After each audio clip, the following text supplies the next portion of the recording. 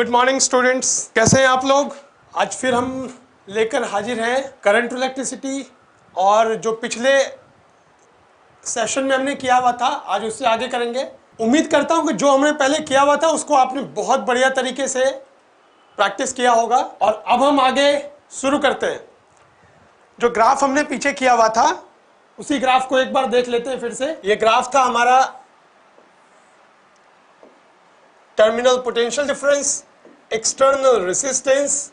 यहां पर हम ये कह रहे थे कि हमारे पास जो एक्सप्रेशन था वो एक्सप्रेशन कुछ इस तरह से आया था, 1 plus small R by capital R. जहां पर आप ये समझ पा रहे हैं कि स्मॉल आर क्या है, कैपिटल आर क्या है।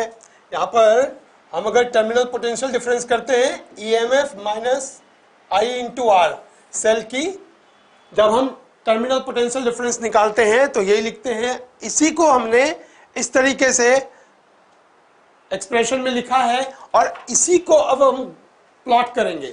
तो जब हम इसको प्लॉट करेंगे तो कुछ इस तरह से बनेगा, ये बढ़ेगा, मतलब एक्सटर्नल रेसिस्टेंस की वैल्यू अगर बढ़ाएंगे तो टर्मिनल वोल्टेज बढ़ेगी। तो इस तरीके से क्या हो रहा है, सेल के अंदर सेल को हमने एक्सटर्नल रेसिस्टेंस से कनेक्ट कर दिया है, ये देख पा रहे हैं। तो एक्सटर्नल रेसिस्टेंस की वैल्यू बढ़ेगी तो पोटेंशियल डिफरेंस भी बढ़ेगा, और देख पा रहे हैं ये यहां पर आकर फिर कांस्टेंट हो जाएगा। ये मैक्सिमम वैल्यू जो बनेगी इसकी वो ईएमएफ के इक्वल होगी। ये बहुत जरूरी है समझना, क्योंकि एक्सटर्नल रेसिस्टेंस की वैल्यू जब बड़ी हो जाएगी, कुछ और भी ग्राफ है जिसको हम करेंगे तो और ज्यादा क्लैरिटी आएगी कि एक्सटर्नल रेसिस्टेंस इतना करंट ड्रॉ कर ले तो टर्मिनल पोटेंशियल डिफरेंस क्या होगा। अगर ये 0 हो जाएगा तो टर्मिनल वोल्टेज क्या होगा, वो फिक्स हो जाएगा। फिर आप कितना भी बढ़ाएंगे, एक्सटर्नल रेसिस्टेंस की वैल्यू कितनी भी बड़ी होगी वो ईएमएफ के ही इक्वल होगी। यहां पर ईएमएफ के ही इक्वल होगी। एक और चीज यहां पर देखनी है कि अगर हमने R इक्वल्स R रखा है, small r equals capital R, आप ये समझ पा रहे हैं, small r is internal resistance and capital R is external resistance. When these values are equal, that means external resistance is equal to internal resistance. In that scenario what would happen, this is equal to V equals E by 2, V equals E by 2. So यहां पर हम एक ले लेते हैं value R equals R, यहां पर हम रखेंगे EMF by 2। तो ये ग्राफ बहुत इंपॉर्टेंट ग्राफ है, CBSE में ये ग्राफ पूछा गया है 2-3 बार। अगर हम पिछले 10 साल के क्वेश्चन की बात करें तो सीबीएसई में पूछा गया, बहुत इंपॉर्टेंट ग्राफ है। अब जो हम नेक्स्ट ग्राफ लेकर चलेंगे वो कौन सा ग्राफ है वो देखते हैं। अगला ग्राफ है टर्मिनल पोटेंशियल। अच्छा, ये ईएमएफ वर्सेस एक्सटर्नल रेसिस्टेंस का ग्राफ है। पहले जो हमने किया था, जो हमने पहले किया वो ग्राफ कौन सा था, इसमें हमने ये वाला ग्राफ किया था, एक्सटर्नल रेसिस्टेंस वर्सेस, ठीक है, ये आप ध्यान में रखना, कोई गड़बड़ी नहीं होनी चाहिए। हमने टर्मिनल पोटेंशियल वर्सेस एक्सटर्नल का ग्राफ किया हुआ था, एक्सटर्नल रेसिस्टेंस का ग्राफ, जो पिछले वीडियो में हमने किया हुआ था, ठीक है, ये हमने किया। और अगर देखा जाए तो क्या होता है, ये हमने निकाला अभी, V की वैल्यू क्या होगी, V इक्वल्स E बाई 2 होगा तब जबकि R इक्वल्स R होगा। ये सारी चीजें हमने कर ली। अब हमें जो करना है वो करना है EMF वर्सेस एक्सटर्नल रेसिस्टेंस। अच्छा, एक सेल की EMF एक्सटर्नल रेसिस्टेंस की वैल्यू के ऊपर डिपेंड करेगी क्या, नहीं डिपेंड करेगी। अगर एक सेल है और सेल की ईएमएफ हमें पता है, सेल की ईएमएफ हमें पता है, मान लेते हैं ये एक फिक्स्ड ईएमएफ है इसकी 1.5 वोल्ट, और इसके अंदर इसको हमने कनेक्ट किया एक बल्ब से, और अगर हम ये पता लगाना चाहें, ये पॉजिटिव टर्मिनल, ये नेगेटिव टर्मिनल, अगर हम ये पता लगाना चाहें, इसको हमने पहले एक्सटर्नल रेसिस्टेंस 1 ओम था, अब हमने 5 ओम रख दिया, तो क्या ईएमएफ चेंज होगी? आंसर है no, EMF would not depend upon external resistance. So इसका ग्राफ बिल्कुल ही स्ट्रेट फॉरवर्ड इस तरीके से बनेगा, ये फिक्स्ड होगा value. So this is EMF, ये जो भी वैल्यू है ये फिक्स्ड वैल्यू होगी और ये चेंज नहीं करेगी। तो एक ये ग्राफ भी इंपॉर्टेंट है, ये भी हमने समझ लिया। नेक्स्ट जो हम करने वाले हैं वो कौन सा ग्राफ है? वो ग्राफ है terminal potential versus current drawn from the cell. ये बहुत इंपॉर्टेंट ग्राफ है, इस ग्राफ से हमें न्यूमेरिकल भी पूछा जाता है। So be very careful how to draw the graph and how to interpret the graph. Both things we need to look into. So be careful. So first of all, what we need to understand is terminal potential. Once again, I am writing here current drawn from the cell. When current is drawn from the cell, terminal potential is equal to this. V equals EMF minus I into external resistance. Now what we are supposed to do, we need to see that if there is maximum current versus terminal potential, we are plotting a graph of current versus external, current versus potential versus current drawn, terminal potential versus current drawn. Okay, before I plot this, let us take few coordinates, points. Look at here. If I is 0, when I is 0, what would you get? You would get terminal potential equals EMF. Is that correct? So we got 1 point here. We got 1 point here. Okay. Now, when I is maximum, what will happen? When I is maximum, V will be 0. V will be 0. At I max, when current drawn from the cell is maximum, in that scenario, terminal potential difference would be 0. So this is what we need to do. So we have got another point. We have got another point here. So now what we need to do is just join this. This is how this graph is plotted. But this is not the end of the discussion here. We need to interpret the graph, and from the graph itself we can determine value of EMF, we can determine value of internal resistance of the given combination of cells or single cell whatsoever. If we have got multiple cells connected together in series, we can determine effective EMF, we can determine internal resistance based on this graph. So you need to be very careful, because this is very important for CBSE as well as NEET, right? So for both you need to be, very careful for during this, discussion, this study. So what you need to do, let us take example of questions, how we can solve questions from this. And before that, from the graph, can you tell me how to interpret? So this is how to interpret the graph. This is what? This is the point of what? Intersection. What do we call it? This is equal to EMF, and this is maximum current, right?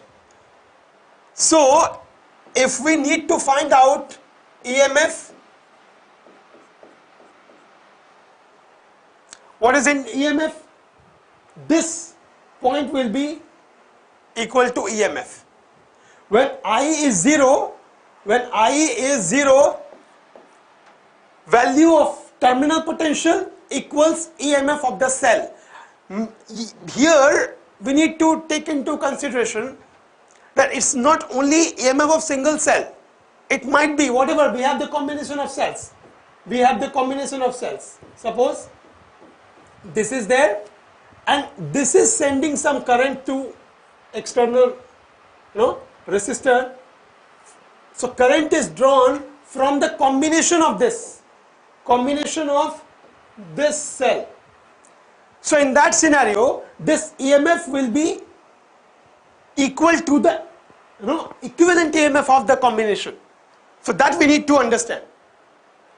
Similarly, we can find out the external resistance also. EMF equals V. External resistance equals external resistance equals what? Now, E by I max. You got the value of EMF? This divided by I max. What is the value of I max? Here, this value. Whatever graph would be given to you, you can simply take this value and this would be internal resistance. So let us take one example. I have this graph.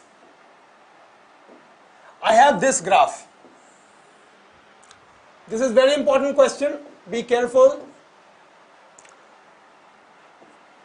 This is 2, 4, 6. And this is current from here. This is 0.5. This is 1. This is 1.5. This is 2. Obviously, current in ampere. This is terminal voltage. Terminal voltage or terminal potential difference, right? So what would you get? Suppose you have been given this sort of, exactly this is this point. So if I ask you what is the, and this is 3 cells connected. Suppose 3 cells. From 3 cells, current drawn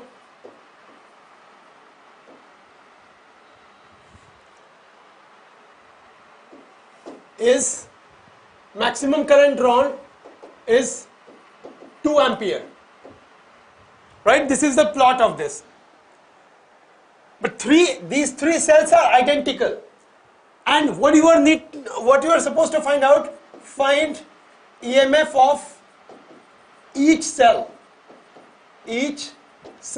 One thing. Second thing, internal resistance of each cell. Internal resistance of each cell. How would you find it? From the graph, what can we interpret? What interpretation we can draw? Let's have a look. As you know, at I0, what's the answer? Let us talk about the answer. First, EMF will be equal to 6 E equivalent, 6 volts. Mind it, 3 cells are there. 3 identical cells are given. So equivalent EMF, we will have this value. 6 volt will be the value of equivalent EMF. So EMF of one cell would be what? EMF of one cell equals 6 by 3, that is 2 volts. Is there any problem with this? No. Why? These 3 cells are in series. These were connected in this. So equivalent EMF is what? 3 into E. So EMF of one cell is E. And what is this given? This is equal to 6 volts. Hence EMF of one cell would be 6 by 3, that is 2 volt. Now external internal resistance. Okay, now focus on this. For resistance, R equivalent would be what? EMF value upon I max. EMF value upon I max. What did you see here? At I max, V equals 0. In general, what you have, the formula, terminal voltage equals EMF minus IR. Is if there are multiple cells, we can put it in this manner, right? EMF, equivalent EMF minus current into R equivalent. This is what we need to put. So when V max is 0, V is 0, terminal voltage is 0, as you are able to see. For I max, this is the value of I max, right? This is the value of I max. At I max, what is the value of terminal voltage? It is 0. When you put this thing 0, 0 equals E equivalent minus I into R equivalent. So from this, this conclusion can be drawn. So from, as per the given graph, what is the value of R equivalent? So R equivalent value is E equivalent upon I max. So what is the value of I max? Value of I max is, this is R equivalent, value of equivalent EMF is 6. 6 upon I max is 2. So finally we got 3 ohm as R equivalent. So 1 R would be what? These are in series, so 1 ohm. So this and this are our answers. These two are our answers. EMF of each cell is 2 volts. Internal resistance of each cell is 1 ohm. Should I tell you that this is a CBSE question? Yes, this question was asked in CBSE. So you understood what is very important about this graph. It's not only that you are asked to find out, you are asked to plot the graph. Rather, you are asked to interpret the graph, and from the given graph you need to find out certain values, right? Now let us take another question. In that, what you are supposed to do is, you need to complete the graph first of all, and then you need to find the values of the given quantities, whatever it is. So let us take another question. Question number 2.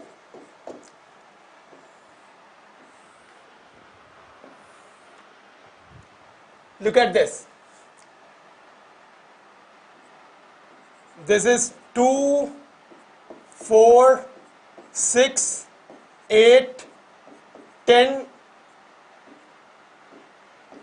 12, 14. Okay? You have these points.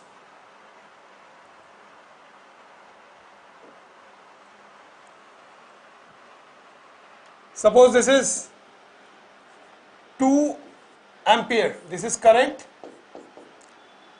2 ampere. And this is the voltage. This is the voltage. Right? From this graph, what we are supposed to find out? Find the value of EMF of the cell. Here single cell is connected and terminal voltage, current are plotted in this manner. From this graph, first of all, ask yourself, is this point intersecting the potential difference? No. First of all, we need to find out that point of intersection on the voltage axis. That will give us the value of EMF. That will give us the value of EMF. This is very important question. So what we are supposed to find out? We are supposed to find out this. if this intersects here, this is the value of EMF. So that is very simple. We need to extend this, right? And if we extend it and we find out, okay, this is the point of intersection, that point of intersection on V-axis, we need to find out. So EMF, what is the answer? EMF equals, what is the point of intersection? This is 12 volts. This is the answer. Okay? 12 volts is the answer. Right? Now, if internal resistance also we need to find out, then what? On the, intersection of V-axis divided by intersection of current axis. Right? That is what we need to do. So that is 12 by 2. 12 by 2, that means what? 6 ohm. 6 ohm is the internal value of internal resistance. So this is very simple question. Here you need to properly interpret the graph. What is this graph all about? This is graph of potential difference, terminal potential difference of the cell or combination of cells against current drawn from the cell. We are aware of that, and when maximum current is drawn from the cell, then terminal voltage has to be 0. From the graph it is very clear. Now, if we have understood this, we can do questions. We can do questions. Whatever combination of cells would be given to us, if we can plot the graph, we can find out the values of effective EMF or EMF of individual cell, effective equivalent resistance, right? Equivalent resistance, internal resistance, and internal resistance of individual cell, right? So this was the three graph. These were the three graphs we did so far. First we did EMF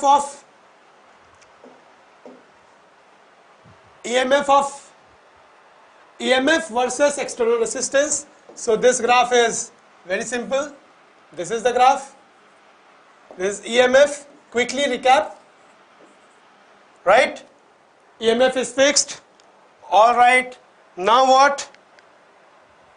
Terminal voltage, terminal potential versus external resistance. So this sort of graph we will obtain. This is EMF, this is V, and this is external resistance. Okay? This sort of graph, they will ask you to plot this graph. No such interpretation as, in this. This is E by 2 when internal resistance and external resistance are equal. Okay, that also we did. Then there is next graph, terminal potential versus current drawn from the cell. And this is very simple. This is the graph. These 2 points, intersection of current axis, which give us the maximum current. This is I max. Intersection on V axis gives us the value of EMF. This is I max, this is EMF. And then internal resistance and other stuff we found. Now, we will move to another topic for circuit analysis. This is very important, Kirchhoff's law. Today we will stick to the basic idea of the law, and in the next session we will take up the questions and we'll see how this law is applied. So right now we will only focus on the statement, what is it, and then we will discuss the application of Kirchhoff's law in the next session. So there are 2 laws. First law is junction rule. Junction rule or at times it is called, current law, because this is the law which gives you the how to distribute the current in multiple branches of the circuit, multiple branches of the circuit. How current is distributed, this law gives us that basic idea. Okay, tell me one thing. Suppose we have a junction. Before I read the graph, read the law properly for you, explain you the law, I want your attention to this very basic, very simple idea, is that suppose you have got two wires in this way, 5 branches are there, right? Total 5 branches. From these 2 wires, currents are coming, okay? And in these 3 wires, currents are leaving the junction, and this is the junction, right? This is the junction. According to you, forget about what this law says. Your basic understanding, till now you have understood what is charge, what is conservation of charge, everything. So if I ask you that if total charge entering the junction and total charge leaving the junction are individually, let's say I am calling it Q1 and Q2. Q1 and Q2, total charge entering the junction, let's have this is entering the junction, total charge entering the junction through these wires, and this as total charge leaving the junction through these wires. Don't you think that they would be equal? As per the conservation of charge, charge entering the junction, total charge entering the junction, and total charge leaving the junction. This is very simple. The amount of charge entered must be equal to amount of charge left from that junction, right? So this is the law basically. So current is rate of change of what? Rate of flow of charge. So that's how this junction rule says. The sum of the currents entering the junction is equal to the sum of currents leaving the junction. That is, if I say I1, I2, this is I3, I4, I5, that means I1 plus I2 equals I3 plus I4 plus I5. So this is the first law. Okay, we'll understand the next law and application of this Kirchhoff's laws in the next session. Thanks a lot. Till now, practice whatever we have covered, grouping of cells, and then graphs, various graphs we did, and see you in the next session. Be prepared. Thanks a lot.